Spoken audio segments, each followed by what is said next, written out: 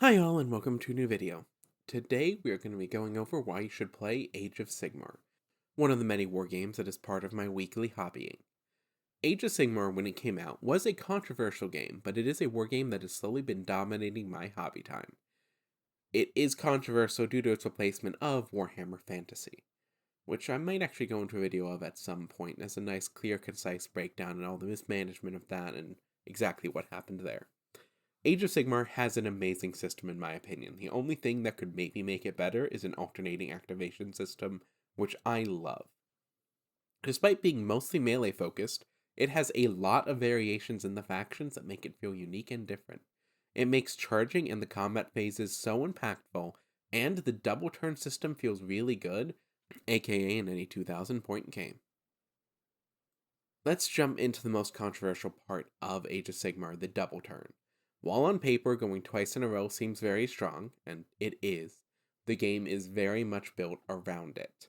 Knowing a double turn is coming means playing keeping in mind that your opponent may get 2 turns in a row, and it is not balanced below 2000 points that well.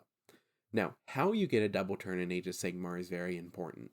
Every turn you roll off, and whoever wins gets to choose if they go first or second. And obviously, if they went second in the first round, and in the second round they choose to take their turn first, well, then they just got a double turn.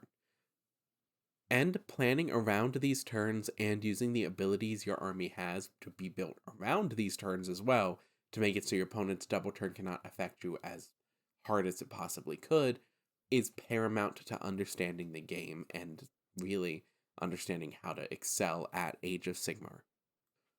While your mileage may vary, I have found Age of Sigmar has an amazingly welcoming online community. It does have a reputation as a game with more laid back players, and everyone I have ever talked to who plays this is very laid back and friendly, with one or two exceptions, but you find them, everywhere. This does heavily depend on the community you live by. However, the fact that the online community is this welcoming means that getting in some online games can be painless and fun, which is always a blast. Each faction has access to a decent chunk of units, and each faction's units feel unique. I did go over a faction breakdown as well, that'll be linked over to the side that you can watch as well. I somehow forgot the Stormcast Eternals existed, which I find kind of funny actually, but it is still mostly accurate.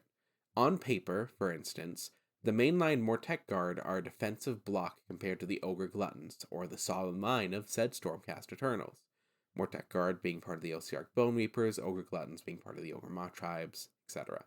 There are 24 different factions, and each of them have this unique and fun feel to them, and that is so amazing considering how melee focused this game is. The model range of Age of Sigmar are beautiful. In my opinion, no other GW models, in fact, almost no other just models in general, look as good. Even the older ones, like the Ogre Maw tribe, have some newer sculpts mixed in that give so much flavor and fun. Even though about 90% of, for instance, the Ogre list comes from Warhammer Fantasy. The newer AOS sculpts are unmatched. I don't think anything else GW makes looks this good, with the exception of some of the Necron models, because I am a Necron player at heart. The terrain rules are incredibly basic, but they do add a lot to the factions. Most factions have unique terrain pieces that can add to the game as well and give interesting buffs and debuffs.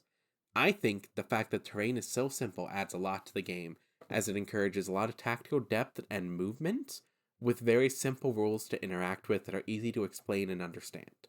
The game is decided on how you react to the movement of the enemy and the objective play, and that is really dependent on how the terrain is set up. So it impacts the battle in an interesting way every single time. And unlike Warhammer 40,000, you buy one rules update a year instead of one a quarter, and that actually adds a lot to the game. Each General's Handbook has a ton of fun new rules and ways to play. Recently, it focused heavily on magic users and way to kill magic users, and spellcasting and buffing spellcasting, and one ridiculously overpowered spell that a lot of local groups have banned for good reason.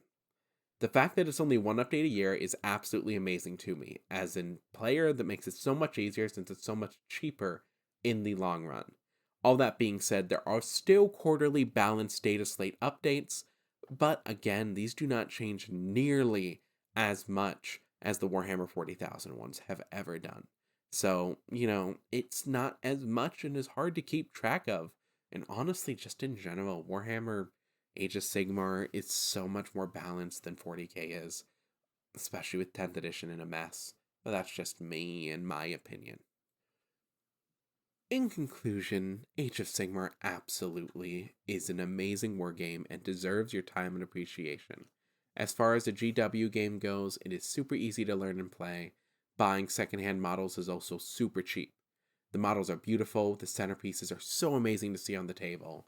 This game is worth your time and effort, and if you want to make sure it is, play a game or two on Tabletop Simulator. Thank you all for listening to this nice short mid-weekly video.